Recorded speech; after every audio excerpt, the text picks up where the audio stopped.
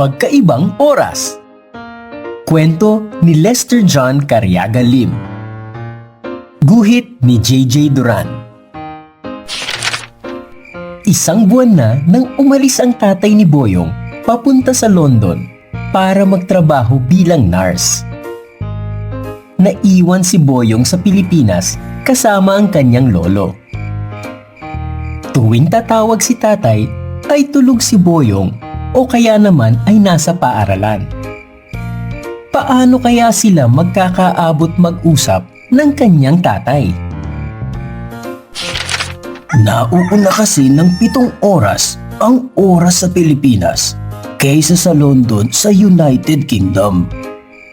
Kaya minsan, yung umaga sa atin ay gabi naman sa lugar ng tatay mo. Paliwanag ng lolo kay Boyong.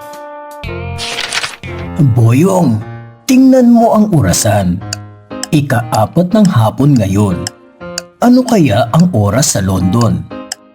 Tiningnan ni Boyong ang orasan at nagbilang. Ika-9 ng umaga po ba, Lolo? Tama po. Magbilang ka lamang lagi ng 7 pabalik sa oras. Paliwanag ng kanyang lolo. May magandang ideya na naisip si Boyong. Lolo, tumawag tayo kay tatay sa linggo. Wala siyang trabaho at wala rin akong pasok. Sa 8 ng gabi, para 1 ng hapon kay tatay.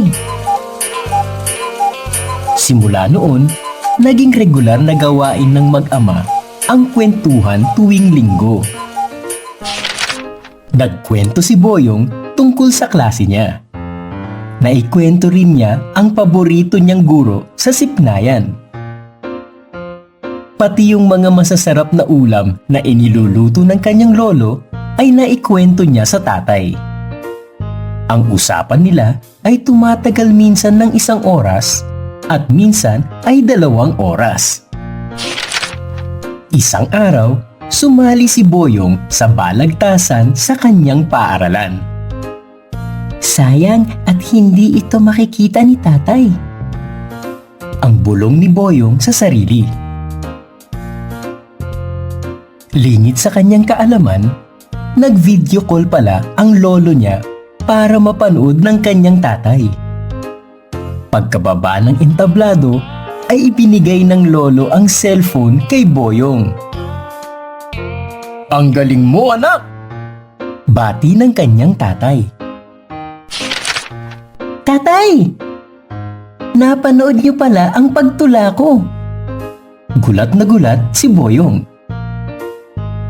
Sandali lang. 10:30 ng umaga po ngayon. Ibig sabihin, 3:30 ng madaling araw dyan.